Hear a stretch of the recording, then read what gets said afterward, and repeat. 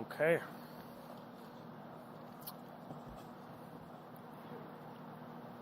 All right.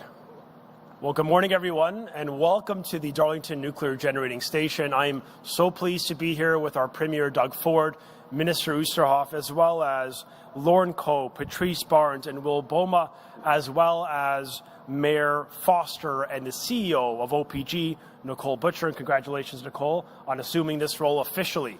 Now, we're here to lay out our plan, to leverage our province's advantage, our clean, affordable energy advantage, as Ontario and Canada face the threat of tariffs from the incoming Trump administration.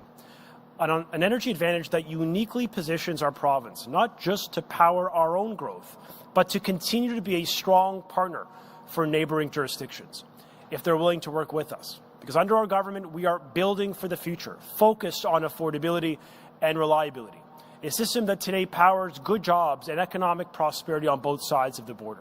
A system that is connected through 12 transmission lines and numerous pipelines with U.S. jurisdictions from New York to Minnesota. A system that in 2023 sent more than 12 terawatt hours of electricity to our U.S. neighbors, essentially the equivalent of 7.5% of our province's entire generation that year alone. And that's a system that we are continuing to expand as energy demand soars here at home. It's why we've launched the largest competitive energy procurement in Canadian history.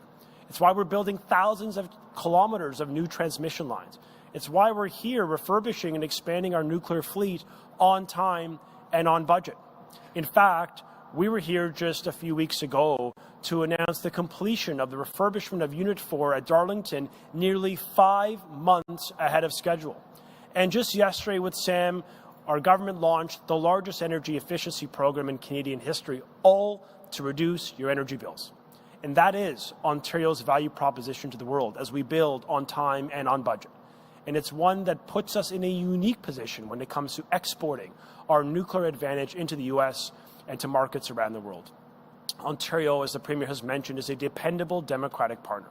In an increasingly volatile world, the choices before our American friends are standing with Ontario or with regimes abroad that do not share our freedom-loving values. Because we know, our Premier knows, that confrontation and conflict does not lead to a better outcome for anyone. And the Premier of Ontario is standing up for Ontarians and for all Canadians, for our jobs, for our supply chain and Canadian economic interests. Today's plan reaffirms that our Premier and government desire to build bridges and for generations of prosperity for Americans and Ontarians alike. And with that, please welcome the man with the vision and the plan to protect our economy, Ontario's Premier, Doug Ford. Thanks so much. Thanks, Thank you. Well, good morning, everyone, and it's a real pleasure to be here today alongside Minister Lecce, Minister Oosterhoff, and MPP Patrice Barnes and Lauren Coe and Will Boma, which is my parliamentary assistant for intergovernmental affairs. And Will, I know you've been busy, but before I begin, I want to acknowledge the Boilermakers, all the team here at OPG, and I want to congratulate Nicole for being the CEO of the Ontario Power Generation. That's a big job, and my champion, Mayor Foster, as well. Mayor, you're hiding back there. But I'll tell you, he's an absolute champion, and a big thank you to an incredible team at the Ontario Power Generation for hosting us at their Darlington nuclear facility, and for the critical work they do day in and day out, powering our province. Thank you. Friends, in less than 2 weeks, a new administration will take office in the White House. This transition marks a pivotal moment for both Canada and the United States. That's why, over the past few months, I've been meeting with congressmen and women, U.S. senators, and governors from every region of America across both sides of the political aisle. I've promoted Ontario's close economic partnership with the United States, a relationship built on nearly $500 billion in balanced two-way trade, and I've raised concerns about the 25% tariffs President Trump is threatening on goods and services entering the U.S. from Canada. These tariffs would be devastating for both of our economies. They disrupt deeply integrated supply chains, create massive uncertainty for investors, raise costs for businesses, and put countless jobs at risk on both sides of the border. It doesn't have to be this way. We can achieve so much more if we work together, and Canada needs to do its part. First, we need the federal government to invest in our military to meet and exceed our NATO funding commitments. Second, the federal government needs to turn words into actions by implementing its border security plan. This needs to include permanent funding increases for the RCMP, the Canada Border Services Agency, to put more boots at the border. And we need highly visible activity to give our U.S. allies the confidence they need that we're doing our part. Ontario is also stepping up. Yesterday, we launched Operation Deterrence, our plan to crack down on illegal cross-border activities, led by 200 dedicated Ontario provincial police officers. They'll work alongside frontline and specialty officers with access to drones, helicopters, fixed-wing aircraft, boats, off-road vehicles, and foot patrol, all dedicated to protecting the safety and security of families and communities on both sides of the border. As I've met and talked with U.S. lawmakers, I've also been listening. I've heard significant concerns about how China is ripping off American workers by hijacking global supply chains to unfairly benefit Chinese companies at the expense of U.S. industry and American communities. I've heard loud and clear, America has had enough. Now, U.S. lawmakers are undertaking one of the most ambitious economic and geopolitical shifts in decades, as America decouples from China and its global proxies. This won't be easy. It will require long-term thinking, it will require dedication, and most of all, it will require friends and allies.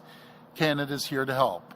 Working together, Canada and the U.S. can be the richest, most successful, safest, most secure countries on the planet. Working together, we can usher in a new American and Canadian century. A time of unprecedented growth, job creation, security, and prosperity. We do so by building Fortress AMCAN. Fortress AMCAN is a renewed alliance between America and Canada that's a beacon of stability, security, and long-term economic growth on both sides of the border. Fortress AMCAN is a vision that respects each country as proudly independent, a vision that celebrates what we can achieve together, a true partnership where Canada and the U.S. align on shared priorities, achieving free, fair, and balanced trade, growing our economies, accelerating resource development, and protecting our borders and our communities. A cornerstone of Fortress AMCAN, this renewal alliance involves achieving energy security to power economic growth on both sides of the border. Ontario is already taking bold steps. We're leading North America's largest expansion of nuclear energy, including the first small modular reactor in the G7. We're refurbishing reactors at Darlington and Pickering, and we're launching historic energy procurements to meet growing demand while preparing Ontario to become a major exporter of clean energy. Already, our energy grid sends enough electricity to power 1.5 million homes in the U.S., including states like Michigan, New York, and Minnesota. But to build Fortress AMCAN, to realize this vision, there's more work to do. Fortress AMCAN should be powered by energy of every type, energy that's produced, consumed, and creates jobs in every region of our country. It starts by enhancing and building out the integrated AMCAN energy and electricity grid to encourage more exports of Canadian energy and electricity to the U.S., including Ontario's clean nuclear energy to power economic growth on both sides of the border. To do so, I'm urging the federal government, U.S. lawmakers, and industry experts to join us in a new cross-border working group with the objective of cutting red tape and aligning the regulations that slow down building cross-border energy infrastructure, including transmission lines and pipelines, and to ensure both countries adhere to the best practices for power system security, protecting us against foreign interference, cyber attacks, terrorism, and extreme weather events. I'm also urging the federal government to help us achieve AMCAN energy security sooner by streamlining the approval of new small modular and large nuclear reactors while protecting safe operations. As we do, we also need to build new and reinforce existing electricity transmission lines and the natural gas and oil pipelines that underpin our integrated energy and electricity grid and promote the flow of energy across borders. With these measures, we can power our economic growth, including new power-hungry data centers and artificial intelligence with clean and reliable energy, fueling economic growth across Canada and America while creating better jobs with bigger paychecks here at home. Friends, Fortress AMCAN is an ambitious plan. It won't be easy and it won't happen overnight, but we owe it to workers in Ontario, across Canada, and the U.S. to act now. Many of these initiatives will require the federal government to step up to ensure that energy, trade, and security policies serve the best interests of Canadians and Americans alike. We will do what we can as a province, but the federal government will need to do their part too. Together, let's stop wasting time and ridiculous ideas about merging and instead focus on efforts on restoring the pride of Made in Canada and Made in USA. Let's be unapologetic as we stand up for Canadian and American workers against the world. Together, let's usher in a new American and Canadian century. Let's build Fortress AMCAN. Thank you for everyone joining us today, and may God bless the people of Ontario.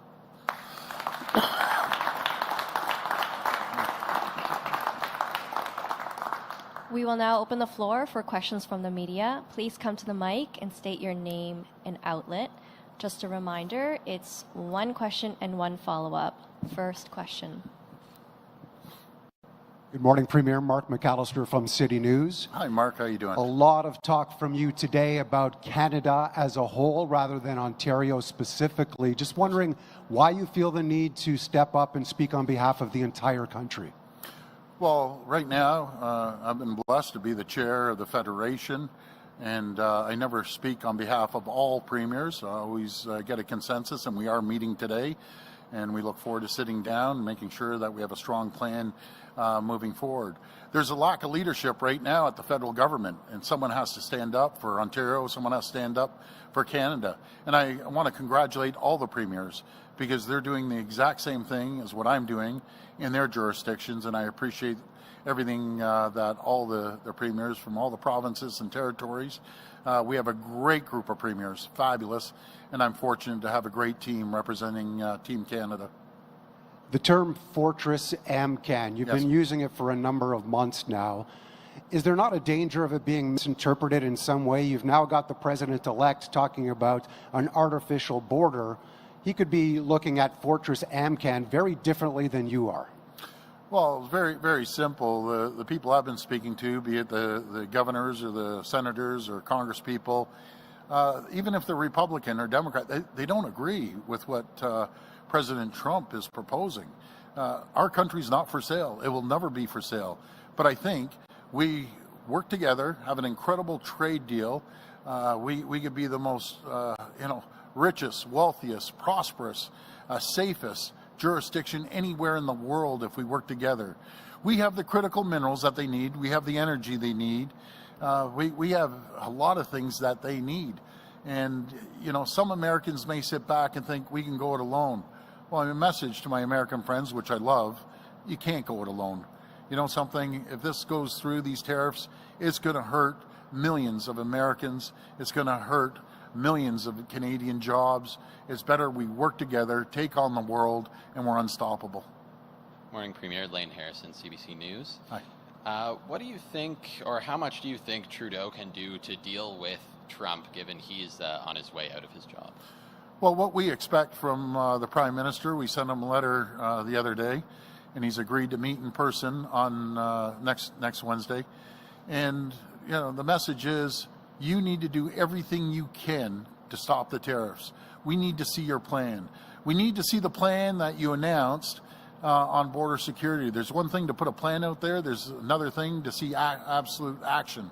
happening. So we're going to hold his feet to the fire until the day he's no longer Prime Minister. He's still Prime Minister. He still has a responsibility to make sure that we avoid these tariffs at all cost and make sure that he secures the border and commits to the 2% NATO funding.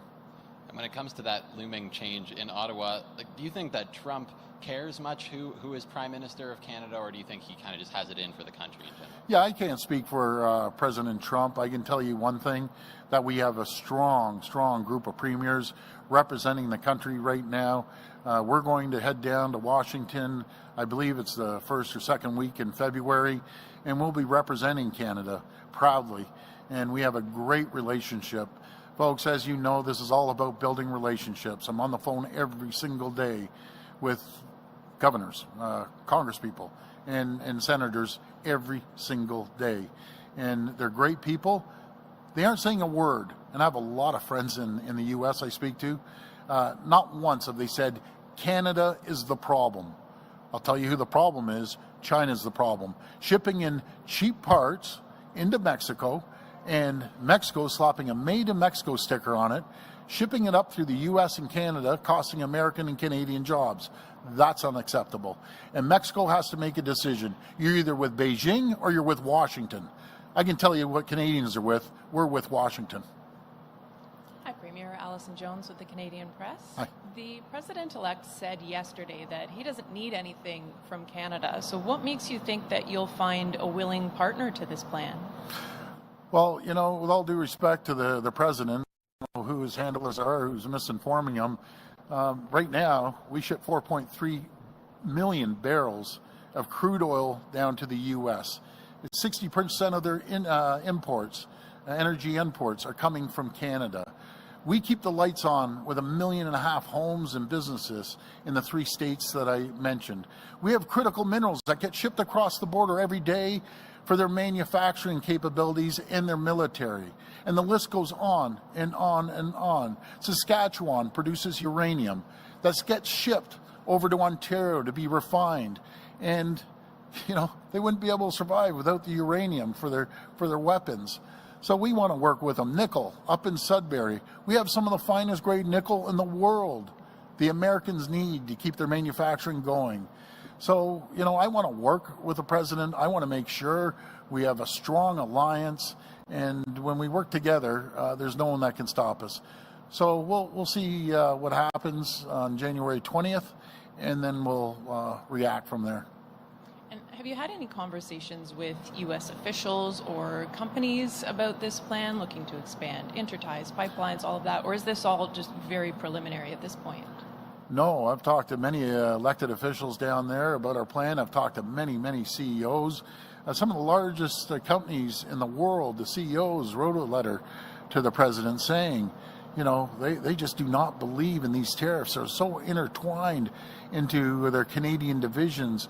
I met with 20 or 25 of the top CEOs in Canada just a couple of weeks ago when all the premiers were in. They're saying the same thing. This is going to hurt American and Canadian jobs. 9 million Americans wake up every morning in the U.S. to produce products for Ontario alone. Canada as a whole, the $1.3 trillion, we are their number one trading partner, even though Jesse Waters thinks we're number 2. We're number 1. I think he was counting pesos, not Canadian dollars, when he said they were number 1. But in saying that, we're the number 1 trading partner to 27 states as a country. As Ontario's 17 states, we're their number 1 export destination. So I'm sure his team, the senators and congresspeople, private sector business people are in his ear. But that's President Trump, right? We'll deal with him. Good morning, Premier. Mike Walker, CTV News Toronto. Hi, Mike. With the President-elect appearing to double down on imposing the tariffs, you mentioned on Monday that there are several options on the table for Ontario in terms of retaliation. You have previously spoken about cutting off energy exports. Can you elaborate on what those other options are and how you came to those? Well, without divulging to our friends in the U.S., we have a whole host of products that we ship up that we're going to be targeting, especially in the 17 states we deal with as their #1 export destination. You turn up the heat on them, believe me, they will be in the president's ear when these companies are laying people off because they aren't shipping products, or they are shipping it at a 25% higher cost. And I use this example. Someone in Texas buys a pickup truck that's produced here in Oshawa, not far away from here. They typically would pay $60,000. Now, that same person in Texas is going to pay $75,000 if he puts tariffs on vehicles. And I know the president mentioned, we don't need to build cars. Well, Mr. President, that's not accurate at all. We buy as many cars from the U.S. as we ship down there. Majority of the cars that we do ship down there, 50% of the parts come from the U.S. It's so integrated. Again, the auto pack has been around since the 1960s.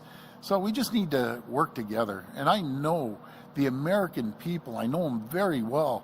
They do not feel this way. And just following up on the very first question you were asked from my colleague about kind of taking the lead role in the last few weeks, appearing kind of prime ministerial with this. Down the road, do you see yourself taking a more federal position? You know, I appreciate that, but my main focus is to protect the people of Ontario. And as chair of the Federation, I have to make sure I represent all the premiers across the country, no matter from coast to coast to coast. And that's my job, and I'm going to fulfill that job and work day in and day out to make sure we protect Canada and protect Ontario as this inauguration happens January 20th. Bonjour, Jérémy Bergeron, Radio-Canada.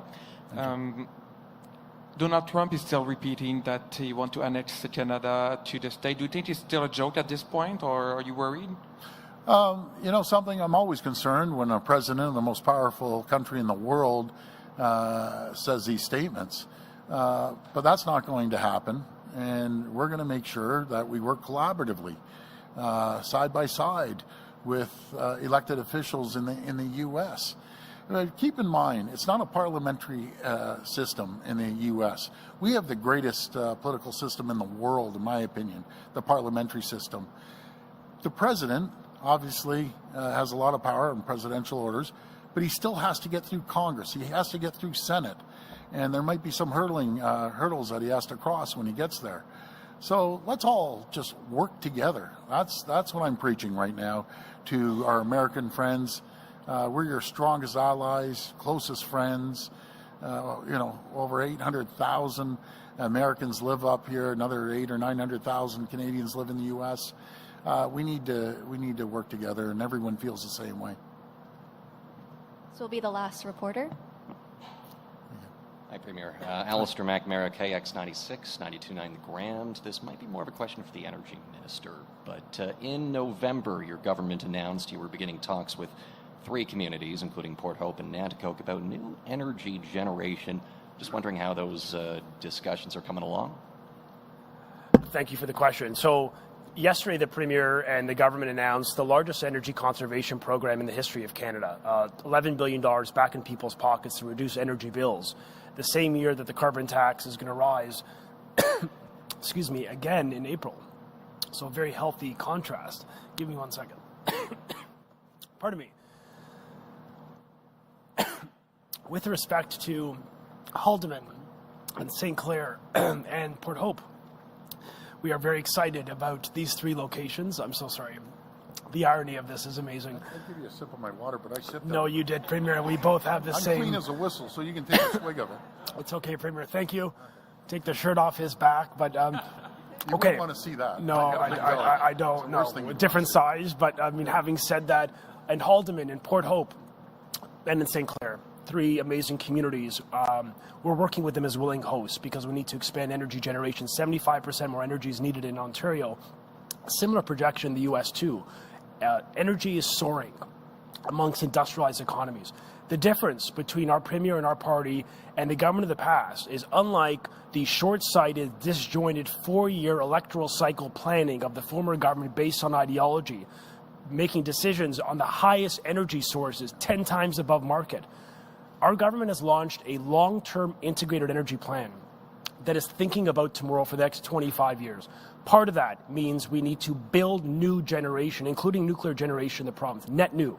And so we're grateful that, for example, in Haldeman, for example, in Port Hope, their mayor and their council has put up their hand with a support resolution, a very early indication of momentum behind our vision to build more energy security that is clean, affordable, and reliable for the people of Ontario.